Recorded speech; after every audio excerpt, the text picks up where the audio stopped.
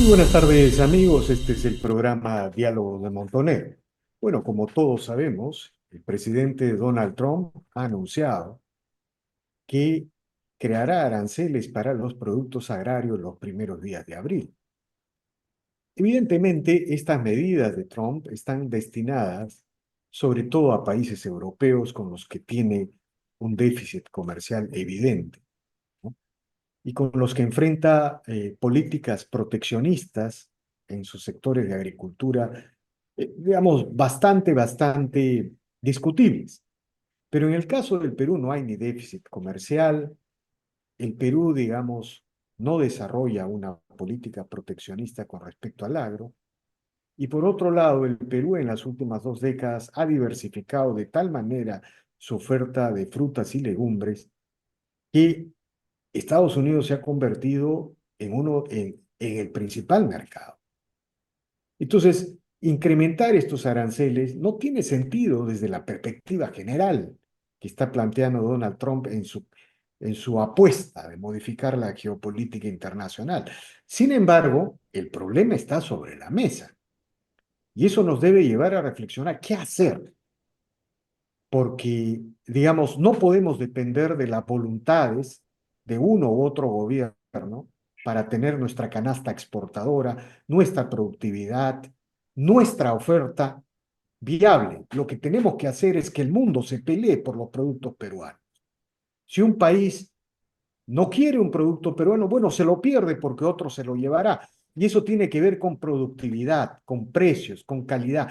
¿Qué hacemos en el agro nacional para enfrentar esta nueva época que nos toca vivir, en donde aparentemente el proteccionismo y los aranceles vuelven a la escena del comercio mundial? Bueno, para hablar de estos temas, el día de hoy hemos convocado al señor Gabriel Amaro. Él es presidente de la Asociación de Gremios Agrarios del Perú y ha tenido la gentileza de aceptar este diálogo. Buenas tardes, señor Amaro, gracias por la conversación. Muchas gracias por la invitación, Víctor Andrés, para hablar sobre estos temas y otros que son tan importantes para el desarrollo de nuestro país. Bueno, mi primera pregunta sería, ¿hay certeza de que se vienen aranceles sobre los productos agrarios de parte de Estados Unidos? Mira, no hay ningún tema específico contra el Perú, ni de detalle contra el Perú. Son anuncios genéricos, evidentemente, y como tú has visto y todos hemos visto, pues hay unas acciones muy concretas que ha venido dando con algunos países, ¿no? Como por ejemplo México, Canadá, China o la propia Unión Europea, ¿no? Y ahí se está centrando un poco la discusión por el desbalance aparente de la balanza comercial que existe con Estados Unidos, ¿no? Que es preocupación del presidente Trump. En el caso nuestro, evidentemente, si se da, va a ser un riesgo muy grande para el sector agrario. Más o menos el 35% de nuestras agroexportaciones van a Estados Unidos. Tenemos que enfrentar ese riesgo con una serie de medidas en el país. Claro, o sea, digamos, al margen de que se den o no, lo cierto es que eh, los aranceles han vuelto al comercio mundial. El proteccionismo, los aranceles altos me refiero, ¿no? Es decir, la idea de un arancel que te protege a un sector de la economía interna, el comercio mundial, están en la escena. Entonces, la pregunta que uno se hace es, ¿qué hacemos frente a esto? ¿Cuáles son las medidas que uno debe tomar como país, como sector, para enfrentar y mantener una oferta exportadora viable? A ver, son varias acciones, ¿no? La primera es la diplomática. Nosotros estamos trabajando con el gobierno, Cancillería, Incetur, el propio Ministerio de Economía y Midagri y con nuestra embajada en Estados Unidos también, un poco para ver escenarios, para prever algunas acciones que tenemos que hacer en caso se den y para monitorear principalmente, porque ahorita no hay nada, ¿ya? No hay nada que pueda decir, oye, hay esto y tenemos que hacer esto específicamente. Eso por un lado, que tenemos que hacerlo y lo venimos haciendo. Pero por otro lado, nosotros tenemos una agenda de desarrollo del sector. Entonces, si tu principal mercado es afectado, Estados Unidos, uno tiene que tratar de buscar cómo compensar esa situación. Y es muy grave, ¿no? Porque estamos hablando más del 30% del mercado global que tiene Perú en Estados Unidos. Unos dicen hay que diversificar, sí, hay que diversificar. ¿Qué? Mercados, perfecto. ¿Qué cosa tenemos por abrir? Tenemos toda una agenda por abrir diferentes cultivos, productos agrarios en diferentes países, principalmente en todos los países del Asia, ¿ya? Pero acá hay un tema, ¿no? Uno no decide diversificar, que dicho sea de paso, nosotros ya venimos trabajando por años con el SENASA, MINCETUR, Cancillería, las oficinas comerciales de MINCETUR, en impulsar el abrir mercados en los países en general y asiáticos en particular, pero eso demora años. Entonces, no es una solución que si en unos días te ponen un arancel, tú ya volteas y dices, vamos a este otro mercado. Porque el caso agrario es distinto a cualquier otra industria, ¿no? Porque tiene que seguir una serie de protocolos muy exigentes de los países y cumplirlos y demora el acceso al mercado, ¿ya?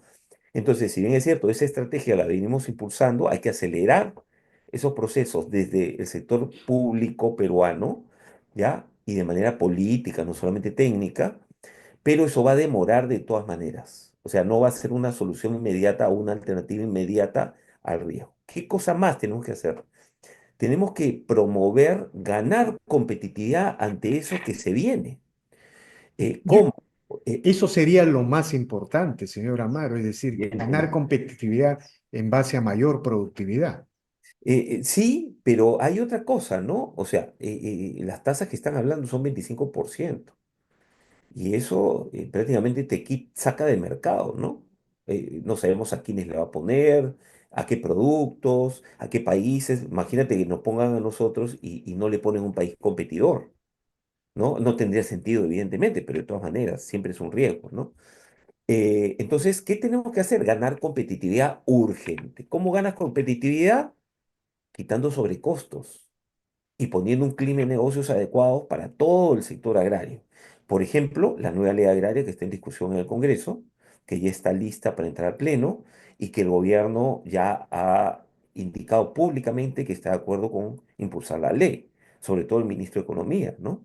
Entonces, eso sí puede inmediatamente ayudar a aliviar en algo una situación tan agresiva como poner un arancel, pero sobre todo no poner un arancel por cualquier país, sino que te lo ponga un país aliado, Tu socio principal comercial, mercado. pero además un aliado comercial. Tenemos un tratado de libre comercio, somos socios comerciales, no somos cualquiera. Estados Unidos no es cualquiera también con nosotros, ¿no? Eso adicional a que es el principal mercado. Entonces, por eso urgente, la medida urgente es Ahora, aprobar la ley agraria, ¿no? claro, el nuevo dictamen de proyecto de ley agraria que se discute en el Congreso establece que hasta cierto monto los pequeños productores no paguen impuestos. Después de 721.000 soles de venta se pagaría 1%. Y en el caso del régimen general se propone 15% del 2025 al 2035, devolución de IGB, depreciación acelerada, en fin.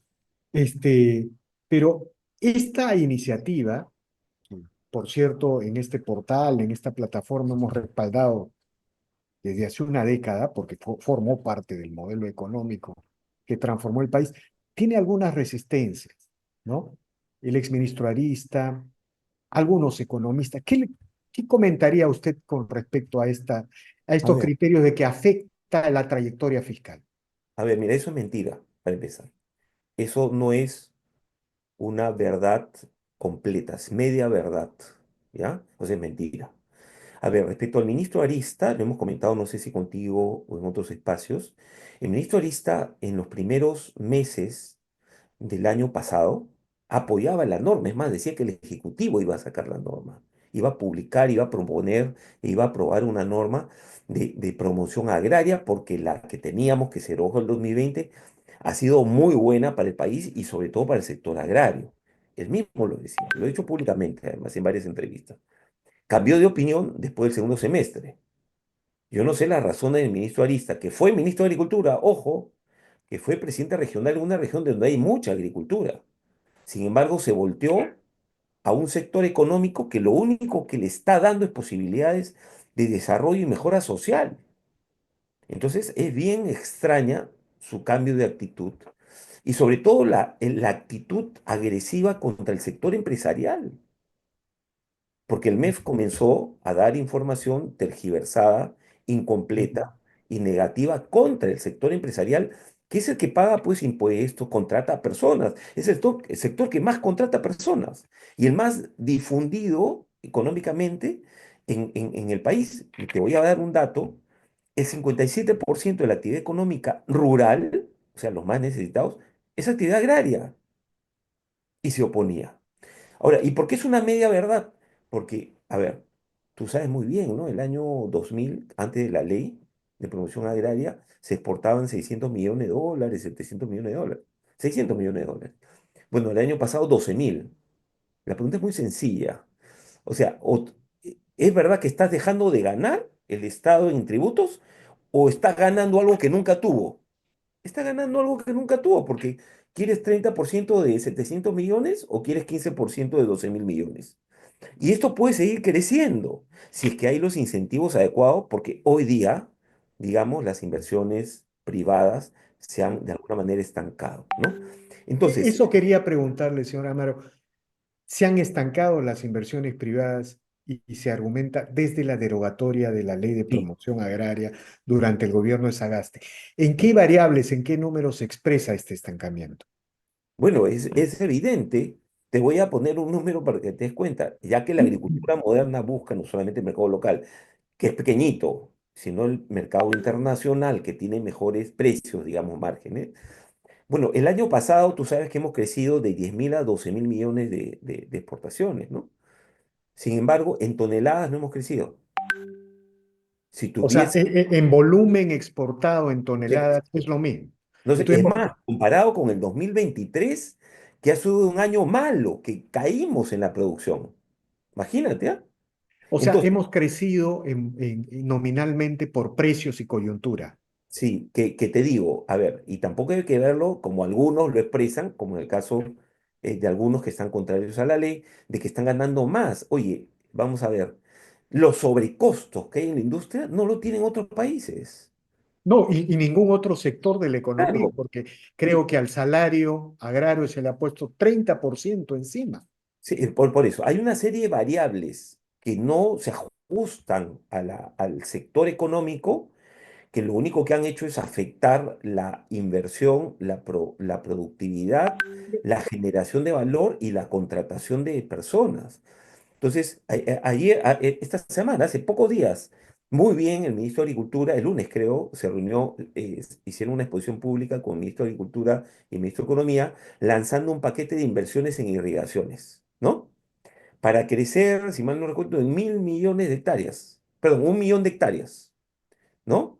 1 millón de hectáreas nuevas para agricultura moderna, etcétera. Muy bien. Por si acaso, no son las únicas, ¿no? Porque hay un montón de proyectos de irrigación para pequeña agricultura que va mucho más allá que esto, ¿no? Lanzado por el Midagri directamente, ¿no? Pero, ¿cómo vas a vender esas tierras si no viene inversión? Si no hay unas condiciones adecuadas para el sector económico. Entonces, va a suceder que van a comenzar a invadir las tierras, ¿no? Cuando se lancen los proyectos. Entonces, ¿qué es lo que no se busca, ¿no? Ahora, solamente para redondear la idea, cuando tú me hablabas que habían el ministro Arista, exministro Arista y otros, ¿no? El ministro Miguel Castilla, acuérdate, hace poco ha salido a decir que sí necesitamos la ley de promoción agraria.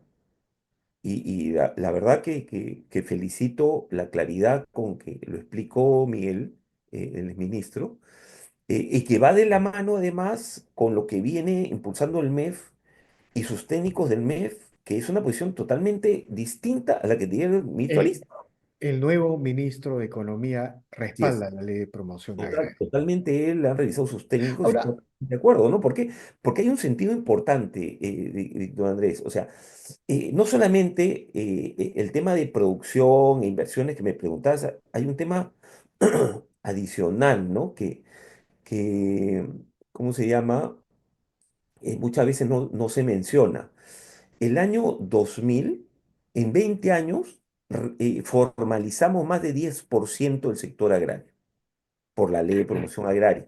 yo recuerdo que había un dato, en el 2004 había 460.000 empleos entre directos e Sí, ahora indirectos. tenemos más de un millón, más de un Sí, millón. claro, es una barbaridad El el promedio crecimiento. anual de crecimiento. Sí, pero mira, acá hay un dato bien importante. Habíamos crecido 10% en formalidad agraria. O sea, pasamos de más de 90% de informalidad a alrededor de 80% de informalidad.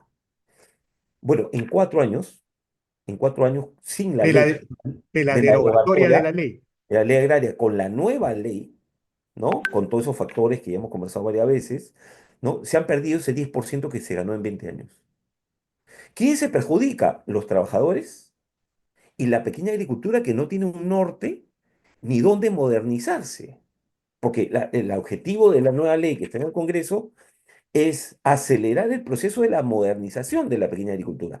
Y es falso lo que dicen algunos grupos, que va en contra de la pequeña agricultura, totalmente falso. ¿Por qué? Porque la norma, como está redactada, permite convivir. Si el pequeño agricultor quiere manejarse con la regla de otra ley para la pequeña agricultura, perfecto. Si quiere sumarle a eso una ventaja de esta ley, le suma. Es un win-win para el pequeño agricultor, porque tiene más alternativas de formalización, de financiamiento, de integrarse a una cadena moderna, de elevar su productividad, de acceder a los mercados modernos, de acceder a crédito, de acceder al conocimiento, que no entiendo por qué algunos están opuestos a esto. Ahora, eh, No, no limita para nada el crecimiento, por el contrario, ayuda a acelerar ese proceso de mejora del pequeño agricultor. no, no, eso sí es incuestionable. Yo recuerdo que con la anterior ley, incluso en épocas de crisis económica, en épocas de frenazo, de tendencias de declive económico, el sector reinvertía casi todas sus utilidades, ¿no? Era una máquina de reinversión de utilidades. La ganancia no se iba a los bolsillos o al gasto del accionista, iba a la empresa, a la producción.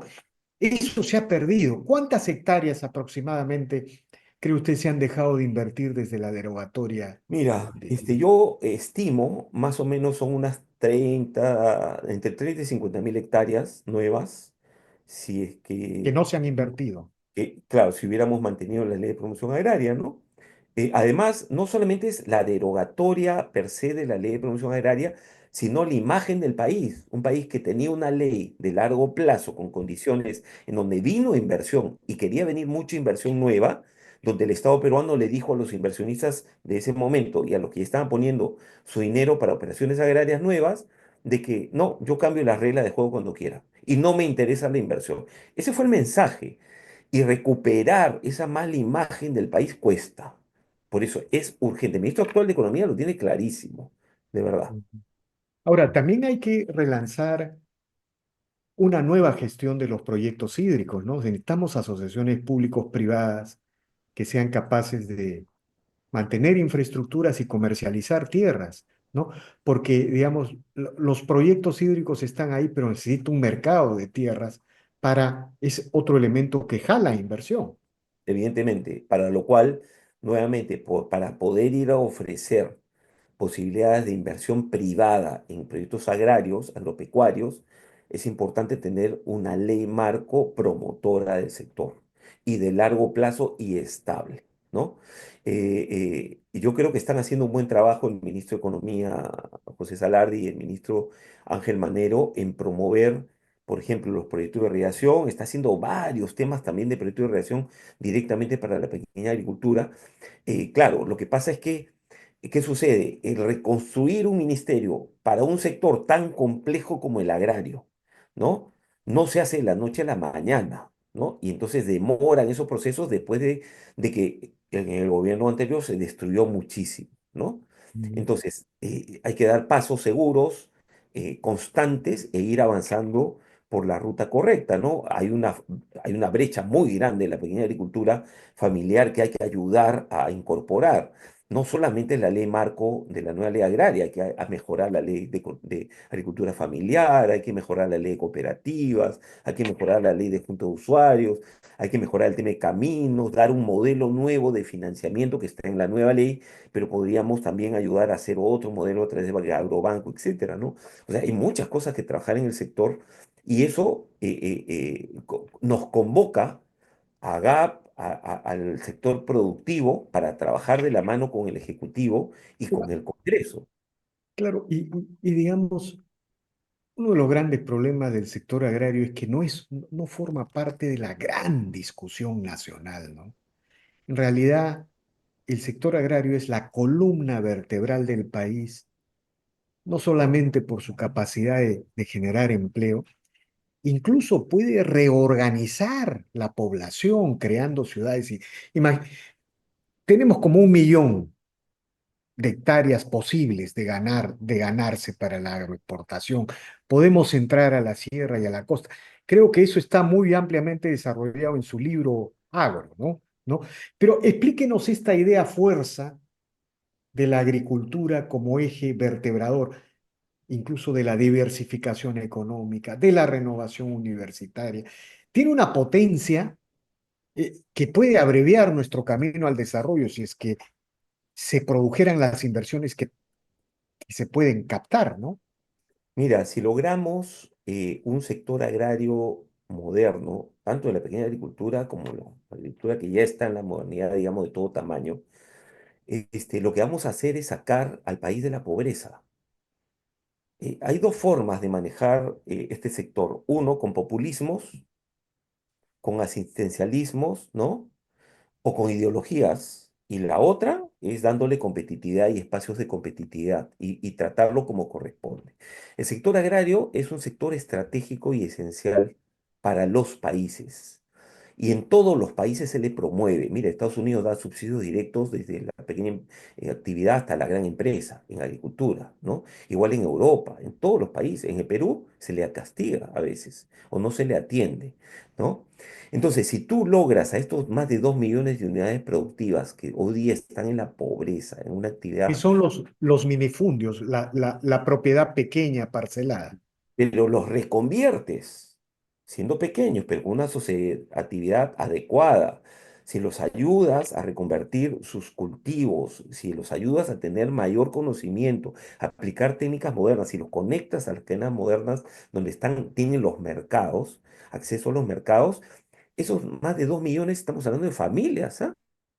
De peruanos van a salir de la pobreza a la clase media, como ocurre en todas partes del mundo. Miren, en España, yo siempre pongo este ejemplo de Almería, Murcia. En Almería, el otro día yo he invitado a una cooperativa que se llama Única, tiene 5.000 socios y 8.000 hectáreas. O sea, digamos, hectárea y media por socio, ¿no? Esa cooperativa es considerada principal exportador europeo a Europa. Y todos son clase media. ¿Te das cuenta? Y trabajan como unidades productivas, generadoras de riqueza. Eso de ahí podemos traerlo al Perú. Imagínate si cambiamos todos los valles interandinos a los pequeños productores que hoy están en la pobreza y los metemos en cadenas productivas modernas y los ayudamos a resolver sus brechas con un carácter técnico, con un marco adecuado, promotor para el sector, el país cambia. 57%, como te repetí, de la actividad económica rural es agropecuario. Por ejemplo, si se desarrollara todo el potencial agroexportador, se crearían nuevas ciudades, ¿no es cierto? Y la gente de Lima, algunos sectores, amplios sectores de Lima, tenderían a migrar a esas nuevas ciudades en busca de trabajo. Por Evidentemente, ejemplo, mira, hay un estudio, creo que lo hizo el Banco Mundial, me parece, disculpan si me equivoqué, y es alguna otra multilateral, sobre las ciudades intermedias, que son las que generan justamente esa conexión y son polos de desarrollo. Entonces, acá no pueden surgir las ciudades por invasiones, tienen que surgir las ciudades planificadas y justamente el kit del asunto de ese modelo son las ciudades intermedias que tienen que generarse, ¿no? Pero es todo un trabajo que nunca se ha hecho, es sumamente disruptivo, pero sí es eficaz si logramos trabajar todos en conjunto y dejamos la ideología de por medio.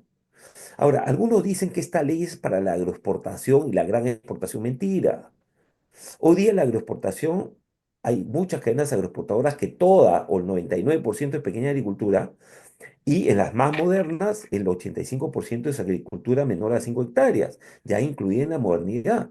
¿No? Eso, por eso, no es una ley para la agroexportación, es una ley para todo el sector agrario, para todo tamaño de unidad productiva del sector agrario, tanto agrícola, pecuario, tanto agroexportación y agroindustria, para empresa o persona natural.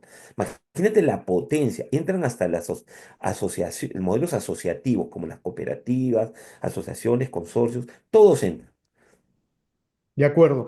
Ahora, también el sector agrario, o sea, si lográramos desarrollar todos los proyectos hablo de la costa, sin mencionar lo de la sierra y lo de la selva, sin mencionar que una gran inversión inmediatamente genera cadenas de pequeños productores que se conectan, ¿no?